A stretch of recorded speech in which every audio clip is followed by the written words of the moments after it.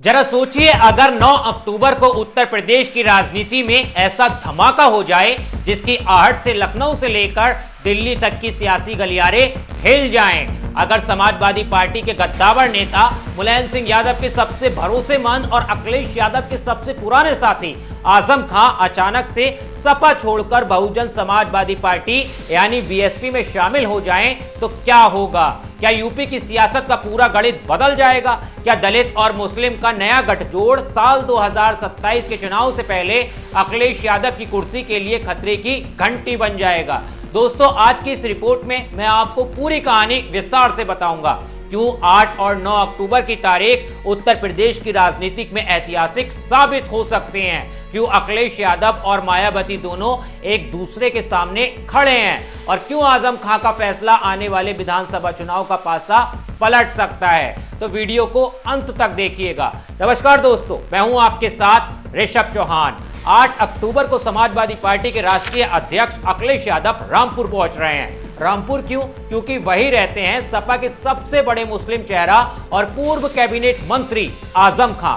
आजम खां सपा के संस्थापक नेताओं में गिने जाते हैं। मुलायम सिंह यादव के साथ उन्होंने दशकों तक राजनीति की, मगर पिछले कुछ सालों से वह लगातार नाराज बताए जा रहे हैं। अब अखिलेश यादव का उनका घर जाकर मुलाकात करना, क्या यह सिर्फ एक औपचारिक मुलाकात है या फिर इसके पीछे छिपी है सपा में टूट को रोकने की बड़ी कोशिश? याद रखिए, यह मुलाकात ऐसे समय पर हो रही है जब अगले ही दिन यानी 9 अक्टूबर को मायावती लखनऊ में विशाल रैली करने जा रही हैं। बहुजन समाजवादी पार्टी बसपा सुप्रीमो मायावती अपने संस्थापक काशीराम की पुण्यतिथि पर 9 अक्टूबर को लखनऊ में मेगा रैली करने वाली हैं। ये रैली 4 साल बाद हो रही है। पार्टी का दावा है कि इसमें 2 लाख से ज्यादा लोग जुटेंगे। खासकर दलित, अल्पसंख्यक और पिछड़े समाज को जोड़ने की तैयारी है।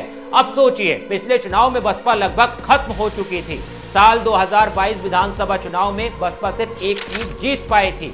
साल 2024 लोकसभा चुनाव बसपा का खाता तक नहीं खुला। लेकिन अब मायावती का यह रैली करने का साफ संदेश देना चाहती हैं कि बसपा अभी जिंदा है और साल 2027 में वापसी करेगी। यही वजह है कि इस रैली को लेकर सपा और कांग्रेस दोनों में बेचैनी बढ़ी हुई है। अब असली सवाल, क्या आजम खां बसपा में शामिल होने वाले हैं? ये चर्चा अचानक क्यों गर्म हुई है? दरअसल आजम खां की पत्नी तंजीन फातिमा की मुलाकात बसपा नेता से हुई बताई जा रही है। इसी के बाद से कयास लगने लगे हैं कि आजम खां सपा छोड़ सकते हैं। इसी बीच विधायक उमा शंकर सिंह ने भी बयान दे डाला है। उन्होंने कहा है कि अगर आजम खां बसपा में आते हैं तो पार्टी मजबूत होगी। मायावती जी भरोसेमंद नेता हैं। अब जब किसी पार्टी का विधायक खुलेआम किसी बड़े नेता को शामिल करने की बात कहे तो ये महज अफवाह नहीं लगती, बल्कि इसके पीछे सियासी चाल छिपी हो सकती है। आजम खां पिछले कई सालों से विवादों में रहे हैं। उन पर कई मुकदमे दर्ज हुए हैं, जेल भी गए हैं, मगर इस दौरान अखिलेश यादव पर आरोप लगे हैं कि उन्होंने खुलकर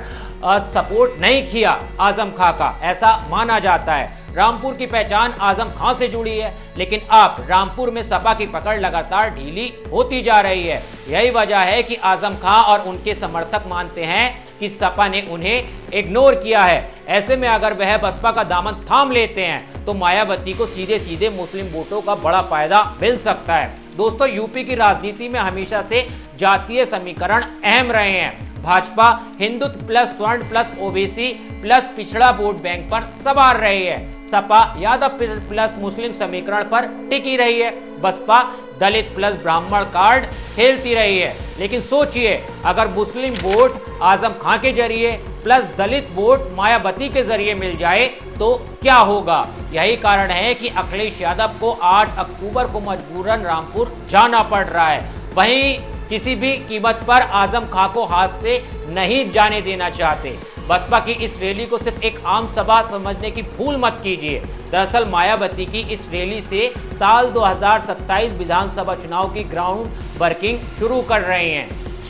गांव-गांव जाकर कार्यकर्ता लोगों को रैली में बुला रहे हैं। सोशल मीडिया पर #9 अक्टूबर चलो लखनऊ ट्रेंड कर रहा है। पोस्टर, नारे और गाने तैयार किए गए हैं। यहाँ तक कि दूसरे दलों में जा चुके नेताओं की वापसी की कोशिश भी चल रही है।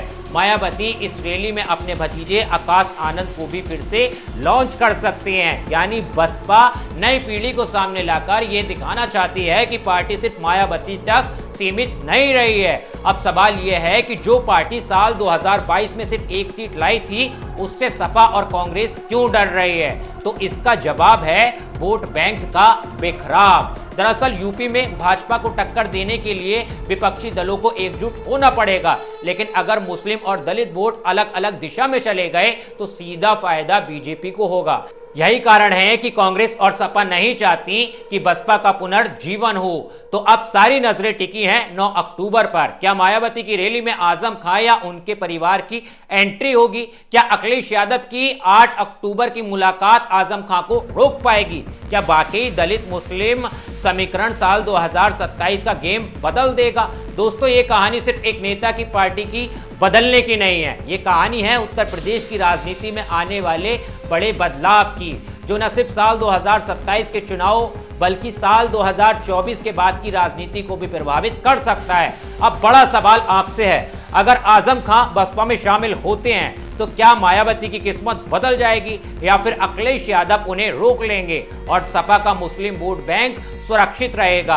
आपकी क्या राय है? आप क्या सोचते हो? एक बार अपनी राय कमेंट में जरूर रखना, क्योंकि जब से आजम खां जेल से बाहर आए हैं, कहीं ना कहीं उत्तर प्रदेश की राजनीति में जो है वो नए नए कयास लगाए जाने लगे हैं। सूत्रों के हवाले से कई खबरें निकलकर सामने आई हैं और उत्तर प्रदेश की राजनीति जो है वो कहीं ना कहीं बदलती हुई नजर भी आ सकती है। इस तरह की तमाम अब बातें होने लगी हैं। आपकी राय जरूर रखना, और हाँ, अगर वीडियो पसंद आई हो तो मेरे चैनल को सब्सक्राइब करना मत भूलना। मिलता हूं आपसे अगली वीडियो।